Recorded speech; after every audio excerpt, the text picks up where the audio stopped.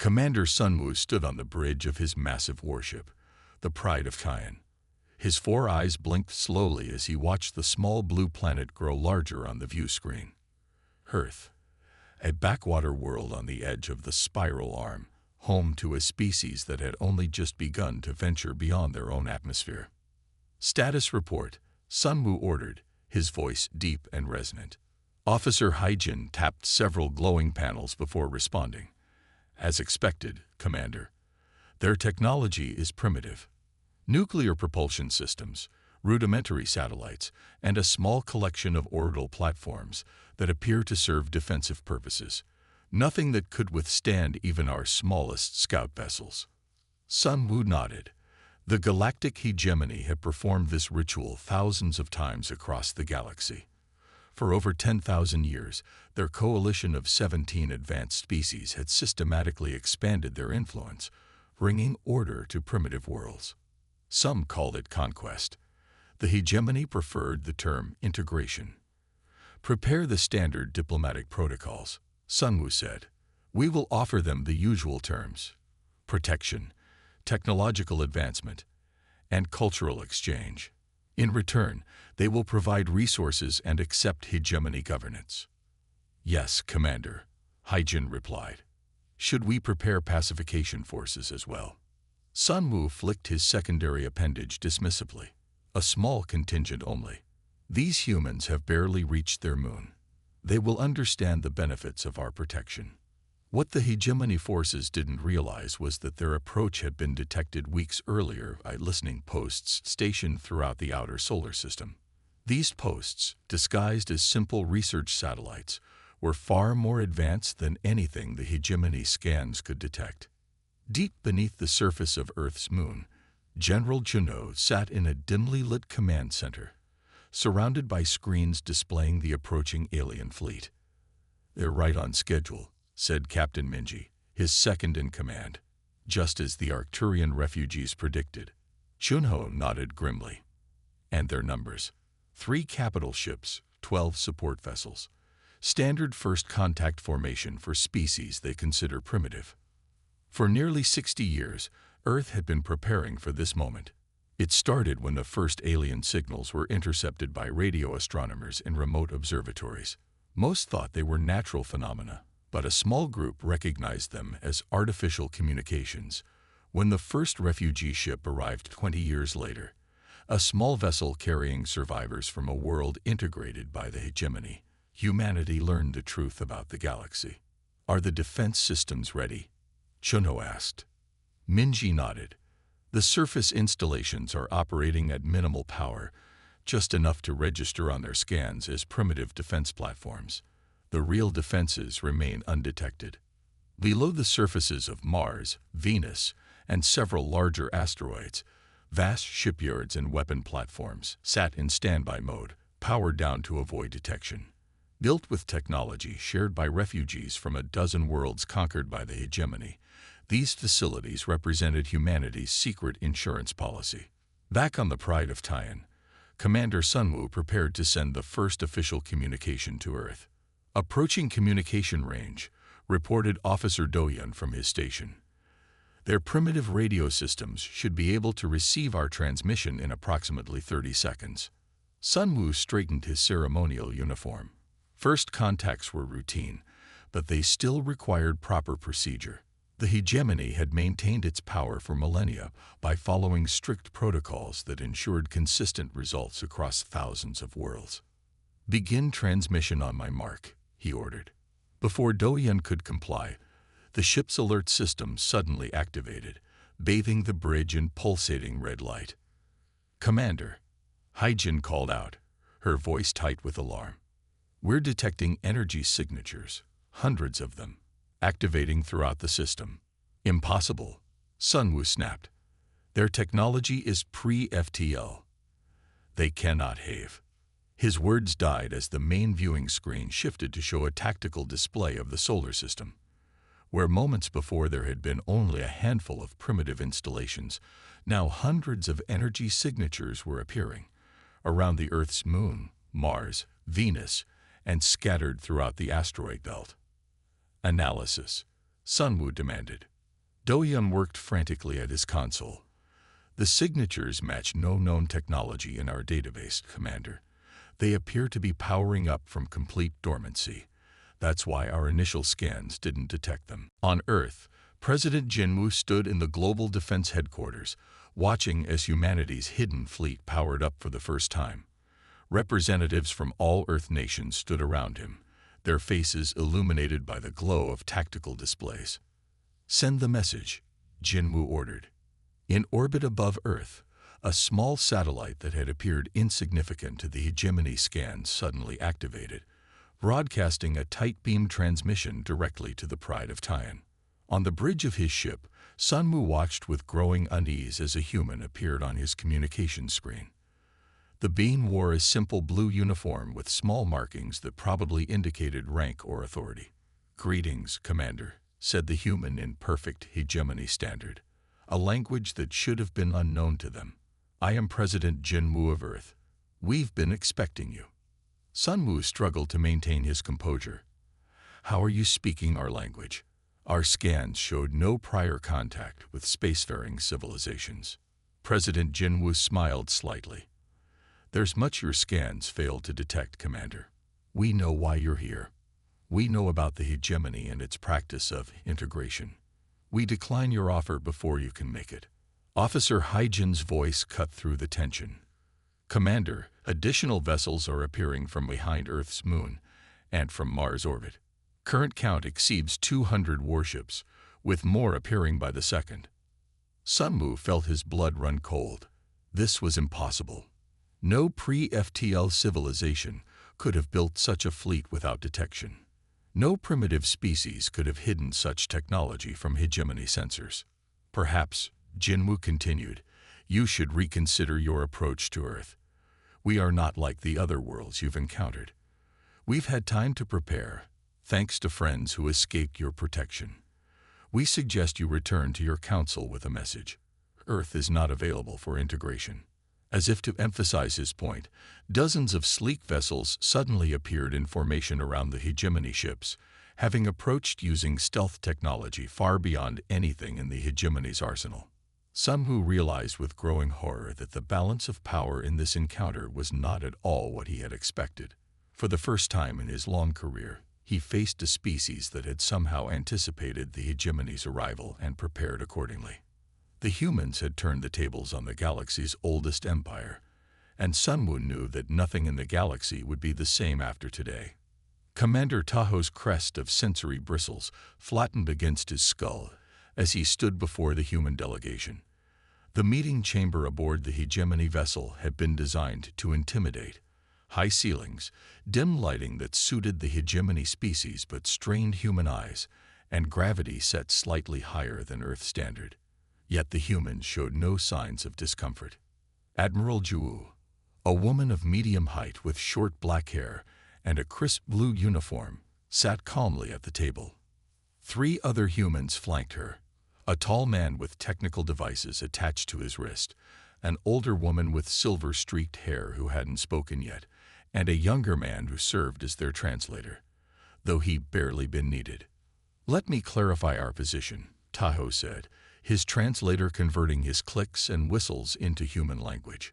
"The galactic hegemony offers your world protection from cosmic threats, technological advancement beyond your current capabilities, and inclusion in the greatest civilization in the galaxy's history." He spread his 4 arms in what his species considered a generous gesture. "In return, we require only reasonable resource tributes and acceptance of hegemony governors to oversee your transition to a proper member species. This is standard protocol for all developing worlds." Admiral Juwu's expression remained neutral. "I understood you perfectly the first time, Commander Tayo, and my answer remains the same." She leaned forward slightly. "Absolutely not. Humanity rejects your offer of protection and the resource tributes you demand." Taho's secondary breathing slits fluttered in agitation. These humans were more stubborn than most species, but their resistance was futile. The hegemony had integrated thousands of worlds over its 10,000-year history. Some came willingly, others required demonstration of force, but all eventually accepted their place. "Admiral Juwu," he said, forcing patience into his tone, "perhaps you misunderstand. This is not a negotiation. The hegemony's protection is mandatory for pre-FTL species. Your civilization will be integrated. The only choice you have is whether that process is peaceful or—" He let the threat hang in the air. The older woman beside Juwu finally spoke, her voice soft but firm. "We understand perfectly, Commander. We simply decline." Tahoe's patience evaporated. "Then you force our hand. Our main fleet is already approaching your system. They will be here within 3 of your Earth days. I suggest you use that time to reconsider your position."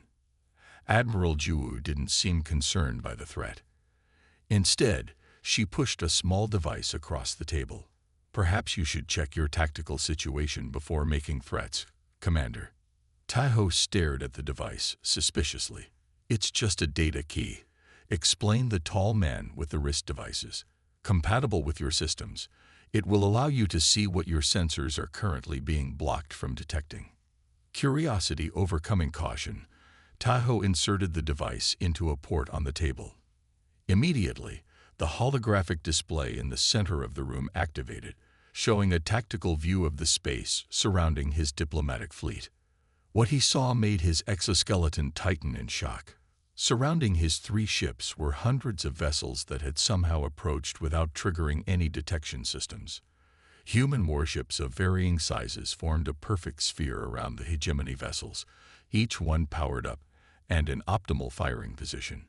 "Impossible," whispered Tahoe, his translator barely picking up the sound. "Your species was pre-FTL mere decades ago." Juwu's lips curved into a calm smile. "We're quick learners." The technical officer beside her tapped something on his wrist device, and the holographic display expanded to show the entire solar system. More ships appeared in the visualization, positioned around Earth's moon, Mars, the asteroid belt, and even the outer planets. The count exceeded 500 vessels, all apparently of human origin. "This cannot be real," Tahoe said, trying to regain his composure. "This must be some deception.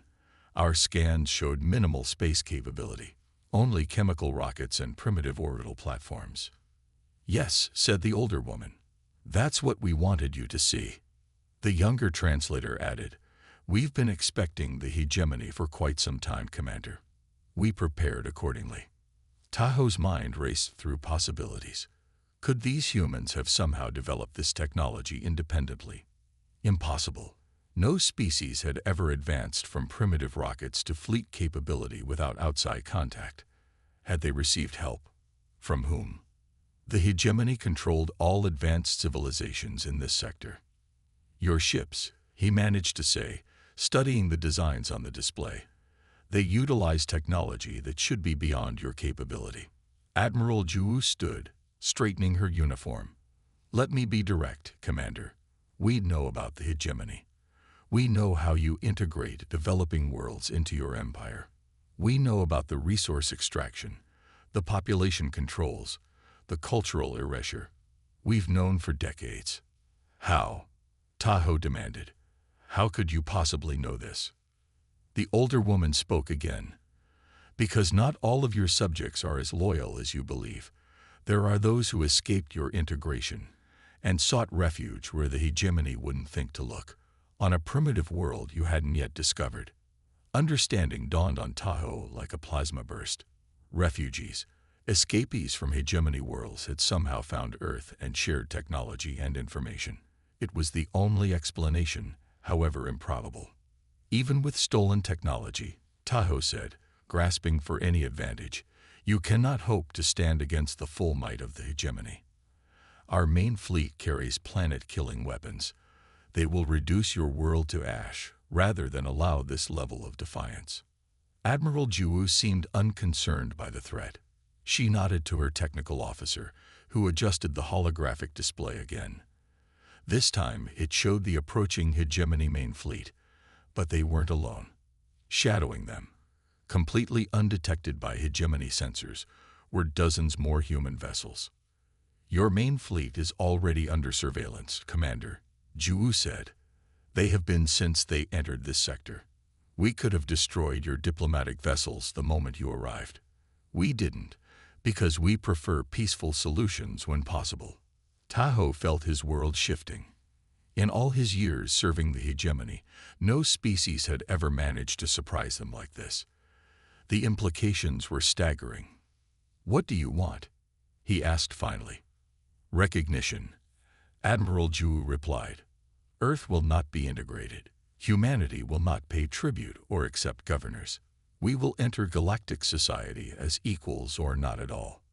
Tahoe looked at the tactical display again, desperately searching for any sign that this was all an elaborate bluff. But the sensor readings were clear. These ships were real, their power signatures unlike anything in hegemony records, but undeniably powerful. I must consult with the High Council, he said finally. Admiral Ju nodded. Of course. You have full communication privileges. But understand this. Any aggressive move by your fleet will be met with immediate response. We've worked hard to avoid bloodshed so far. We hope to continue that trend. As the human delegation prepared to return to their shuttle, Tahoe realized with growing dread that the galaxy had just changed forever. Somehow, humanity had done the impossible. They had caught the hegemony completely unprepared. And if they could do it, who else might follow their example? The age of unchallenged hegemony rule might be coming to an end. The Grand Hegemony Council Chamber, normally a place of ordered procedure and calm discussion, had descended into chaos. The vast circular room with its high crystal dome and 17 delegation platforms, one for each species of the ruling coalition, buzzed with agitated voices and frantic movement. High Counselor Jaehyun slammed his control rod against the sound amplifier, sending a painful burst of feedback through the chamber. Order, he demanded, his scaled face flushed deep purple with rage. I will have order in this council. The noise gradually subsided as representatives returned to their seats. The emergency session had been called with the highest priority markers, bringing leaders from across 40% of the galaxy to the hegemony capital within days. The report from Commander Tahoe has been verified. Jaehyun continued once silence returned. The humans have somehow developed a fleet that rivals our own, with technology that our sensors cannot fully analyze. Councillor Minseo of the Avarian delegation fluttered her wing membranes in distress. How is this possible? Our last survey showed them barely capable of reaching their own moon. They were using chemical rockets and primitive fission power. Deception, growled Councillor Daehyun, the massive representative of the Cronus Collective. They deliberately hid their true capabilities. The holographic display in the center of the chamber activated, showing images captured by Commander Tahoe's diplomatic vessel before its hasty retreat from the Sol system.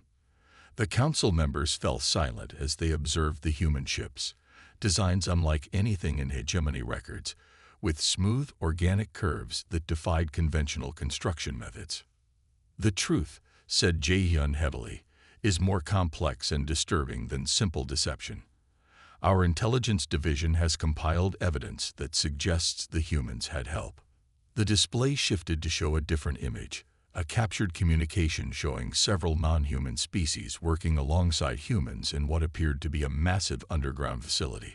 Impossible, whispered Minseo. Those are Talarians and Vexians. Their worlds were integrated over 70 years ago. Not all of them, apparently, said Jaehyun. We now believe that Earth has been a refuge for those fleeing hegemony expansion for nearly a century. The implications sank in slowly. The hegemony had always maintained that their integration of developing worlds was welcomed by the species involved. The official history taught that primitive civilizations gratefully accepted hegemony protection and guidance. The existence of refugees who had fled rather than submit challenged this narrative directly. For those who do not recognize all the species in this image, Jaehyun continued, we have identified representatives from at least 8 different worlds that underwent integration in the past century. They have apparently been sharing technology and knowledge with the humans. Councillor Yunjin, representative of the technically advanced Merid Confederation, leaned forward. That still doesn't explain the level of advancement we're seeing. Even with refugee assistance, the humans should not have been able to develop this technology so quickly. That, said Jae-yun, is the most disturbing part of all. The display changed again, showing the human with neural interface connections visible at their temples and wrists. Our analysis suggests that humans possess an unusual adaptability, both biologically and intellectually. They have not merely copied refugee technology, they have improved upon it, combined different technological approaches, and created entirely new systems. Gasps and murmurs filled the chamber. More concerning, Jae-hyun continued, are reports of human neural interfaces and adaptive AI systems that allow their ships to react with near-instantaneous speed. Commander Taho's tactical officer reported that human vessels moved in perfect coordination, as if controlled by a single mind. Deep beneath the surface of Mars, in a facility unknown to most of humanity itself, that very technology was being refined further. Dr. Yuma, Earth's leading expert on neural interface systems, stood in a circular chamber surrounded by 20 humans connected to simulation pods. Response time improved by another 7%, she noted, reviewing the data on her tablet. The neural mesh is adapting to individual thought patterns more efficiently now. Beside her, Crixel, a blue-skinned refugee from a world absorbed by the hegemony decades ago, shook his head in amazement. Even with our theoretical models, we never imagined implementation could be this effective.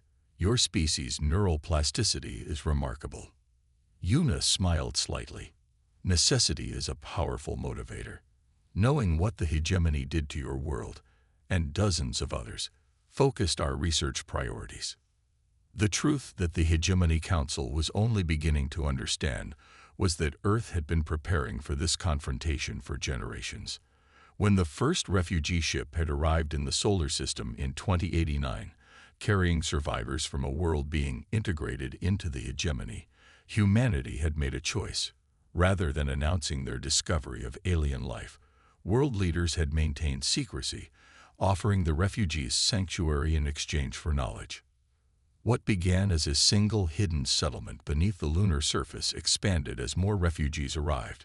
Soon, there were secret colonies on Mars, Venus, and several large asteroids. Each new group brought technologies and warnings about the hegemony's true nature. While Earth maintained a public face of slow, plodding technological development, beneath the surface of Mars and Europa, vast shipyards constructed a defensive fleet. Human adaptability combined with diverse alien technologies produced ships with capabilities that shocked even their alien allies. Back in the Hegemony Council chamber, the implications were becoming clear. This changes everything, said Councillor Mincio. If the humans have been sheltering refugees and developing advanced technology in secret, who knows what else they might be capable of? More importantly, what happens when other worlds learn that resistance to integration is possible? Jae-hyun's expression darkened. That must not happen. The stability of the hegemony depends on our absolute authority. If word spreads that a developing world not only resisted but demonstrated military superiority, it could inspire rebellion throughout our territories. We should assemble the Grand Fleet, Dae-hyun growled. Crush this threat before it can spread. Councillor Yunjin looked skeptical. Did you not see the reports? Their technology appears to exceed our own in several key areas. A direct confrontation may not end in our favor. Then we use diplomacy, suggested Mincio. Offer them true alliance status rather than integration. Make concessions. Weakness, roared Dae-hyun. The hegemony does not make concessions.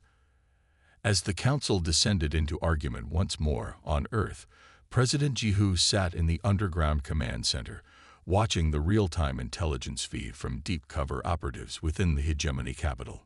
They're reacting exactly as we predicted, noted Admiral Ju, standing at his side. Confusion, denial, then panic. Ji-hoo nodded. And their next step will be aggression. The hegemony has maintained control through fear for too long to change their approach now. We're ready, Ju assured him. The fleet is at full deployment, and the neural-linked command teams are operating at peak efficiency. What neither the humans nor their allies could have predicted was just how far the hegemony would go to eliminate this new threat to their power. As the emergency session concluded, High Counselor Jaehyun authorized measures that had not been used in over 3,000 years. The human problem would be solved, no matter the cost. The age of unchallenged hegemony rule would continue. Or so they believed. Grand Admiral Dohan stood on the command deck of the Eternal Dominion, the flagship of the hegemony's main battle fleet. Around him, over 2,000 warships moved in perfect formation as they approached the Sol system. It was the largest military force assembled in over 500 years, a testament to how seriously the hegemony took the human threat. Status report, Dohan demanded, his 4 arms crossed behind his back as he stared at the tactical display. Fleet Commander Jinsu bowed slightly before responding. We will reach Sol system borders in 30 minutes, Admiral. All ships report weapons at full capacity. Planet Cracker weapons are primed and ready on your command. Dohan nodded with satisfaction. The Hegemony Council had been clear in their orders. The human resistance must be crushed completely. Their world made an example to any who might consider similar defiance. The use of Planet Cracker weapons, devices capable of shattering a world's crust and rendering it uninhabitable, had not been authorized in centuries, but the Council had deemed this situation warranted extreme measures. And our new stealth systems? Dohan asked. Fully operational, Admiral. Our approach should be completely undetected until we exit hyperspace. Dohan's mouthparts clicked in what his species considered a smile. After the embarrassment of Commander Taho's encounter, the hegemony had rapidly deployed their most advanced stealth technology across the fleet. Whatever means the humans had used to hide their ships would not work in reverse. Send word to all commanders, Dohan ordered. Upon arrival, immediate deployment in attack formation. No communication with the humans. No warnings. We strike first, and with maximum force. On Earth, in the Central Command Facility beneath the Rocky Mountains, a young technician named Hana suddenly straightened at her monitoring station. Movement detected at the edge of our sensor network, she announced. Massive energy signatures consistent with hyperspace exits. Computer estimates over 2,000 vessels.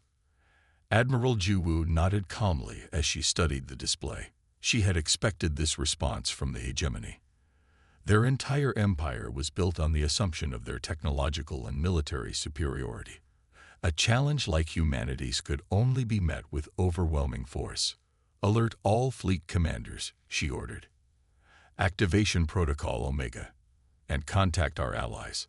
Throughout the solar system, hidden ships powered up their systems, but unlike the previous encounter, this time the human fleet was not alone.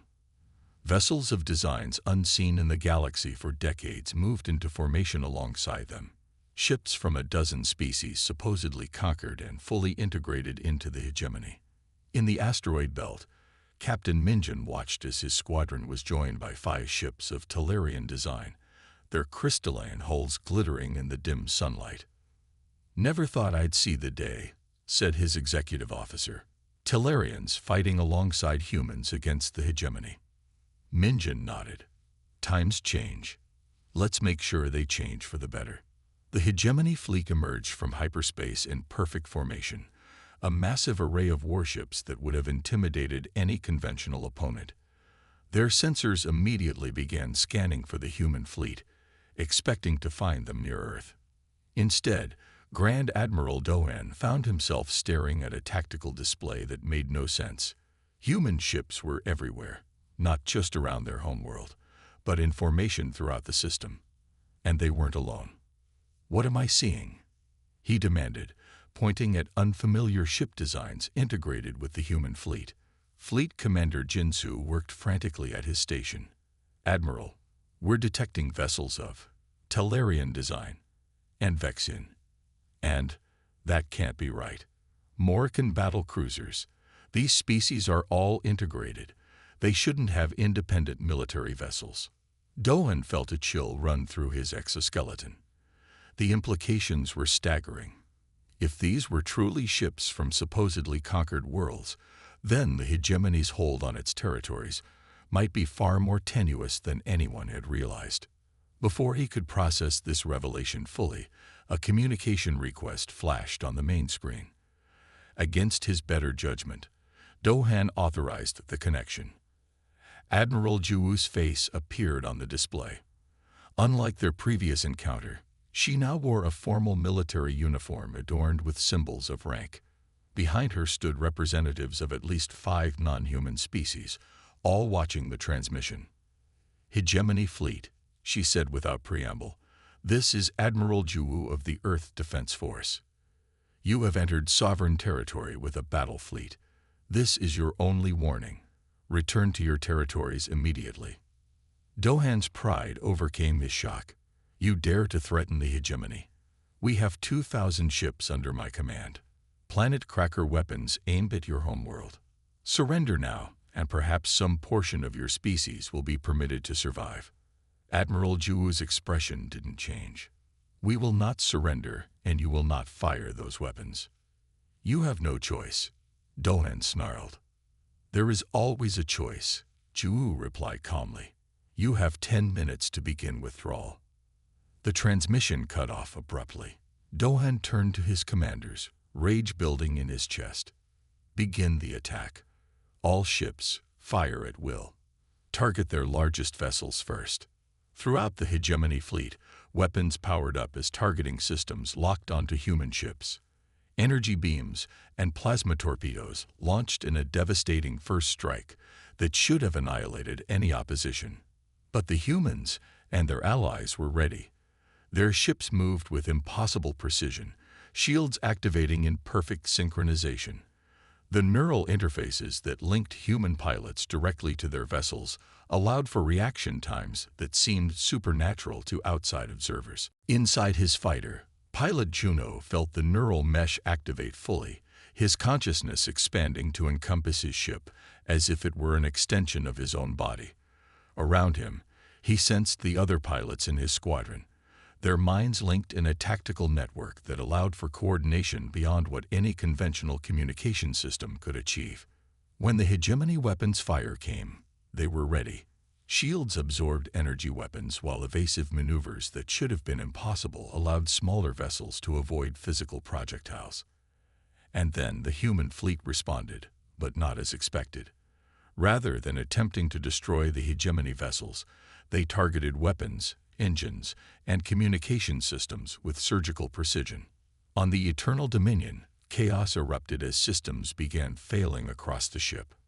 "Weapons offline," reported a frantic officer. "Engines at 20%. Communications with the fleet are degrading." Dohan stared in disbelief at the tactical display, watching as ship after ship in his fleet reported similar issues. The humans weren't trying to destroy them. They were systematically disabling them. "The planet crackers," he ordered desperately. "Launch now." "We can't," Jinsu replied, fear evident in his voice. "Those systems were the first to be targeted. They're completely offline." Throughout the solar system, the pattern repeated. Human ships and their allies moved with coordinated precision that bordered on prescience, targeting critical systems while avoiding unnecessary destruction. The neural interfaces and adaptive AI systems allowed their vessels to react with speeds that the hegemony's computers simply couldn't match. Within 6 hours, the unthinkable had happened. The mighty hegemony fleet, the largest military force in the galaxy, had been completely neutralized. Not a single ship had been destroyed, but none remained combat-capable. Weapons, engines, and long-range communications had been systematically disabled across all 2,000 vessels. As Dohan stared at the reports in stunned silence, a final communication came through from Admiral Juwu. "This demonstration is now complete," she said simply. "We could have destroyed your fleet. We chose not to.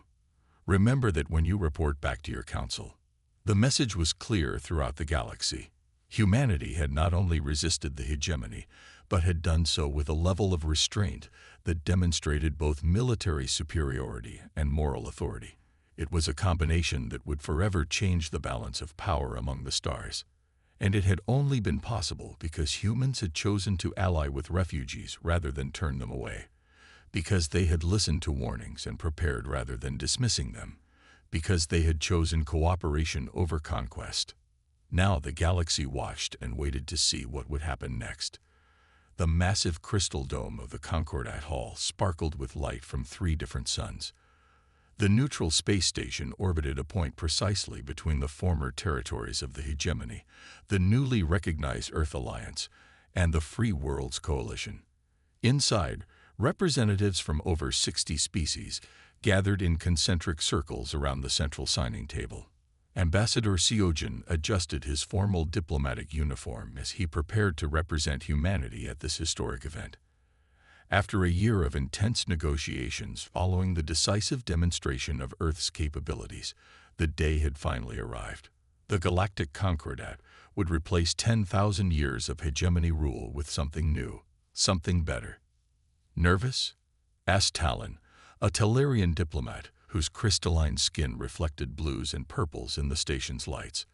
Once a refugee who had found sanctuary on Mars, Talon now proudly represented his people as a free and sovereign species. A little, Seojin admitted. It's not every day you help rewrite the rules for half the galaxy. Around them, the chamber buzzed with excitement and apprehension. Former hegemony species mingled with races that had been integrated against their will, along with independent worlds that had managed to avoid hegemony attention. The diversity was stunning. Beings of all shapes, sizes, biological compositions, and evolutionary paths gathered together as equals for perhaps the first time in galactic history. Near the far wall, former Grand Admiral Doan stood with the much-reduced hegemony delegation. His once proud posture was now stiff with resentment. The defeat of his fleet without a single ship destroyed had broken not just military power, but the myth of hegemony invincibility. In the years since, dozens of integrated worlds had declared independence, protected by Earth Alliance vessels. The signing ceremony will begin in 5 minutes, announced a voice in multiple languages throughout the hall. Instead of dismissing her or claiming ownership of the adaptation, Junseo examined the device with genuine interest. "This is brilliant work," he said. "The miniaturization is more advanced than our current models. May I?" When she nodded, he took out his own tools, and together they began troubleshooting the device, human and Vexian working side by side, to solve a technical problem. It was a small moment, but it represented everything the Concordat stood for. Throughout the newly connected galaxy, similar stories were unfolding. Species that had been kept apart by hegemony policy were discovering each other's unique perspectives and abilities. Technologies that had developed in isolation were being combined in ways that created exponential rather than linear advancement. As the celebration continued, Ambassador Seojin found himself standing with representatives from 3 formerly oppressed worlds. They were discussing the rapid changes spreading throughout known space when Lyria, a gas-based lifeform from the Andorian Nebula, emitted a pattern of light that her translator rendered as laughter. "Have you heard the saying that's spreading through the outer systems?" she asked. "Thank the stars, the humans are kind." The others joined in her amusement, but there was a serious undertone to their reaction. Everyone in that room understood the uncomfortable truth. Had humans been as ruthless as the hegemony, they could have established an empire far more terrifying than anything the galaxy had ever known. With their adaptive technology and unconventional thinking, they could have conquered rather than liberated.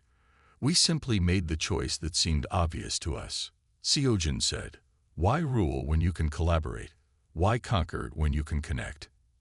As the celebration wound down and delegates prepared to return to their worlds, Seojin found himself standing alone at one of the great windows, looking out at the stars. Somewhere out there were other developing civilizations, other species taking their first steps toward the stars. Under the old order, they would have faced subjugation. Under the Concordat, they would find welcome and opportunity.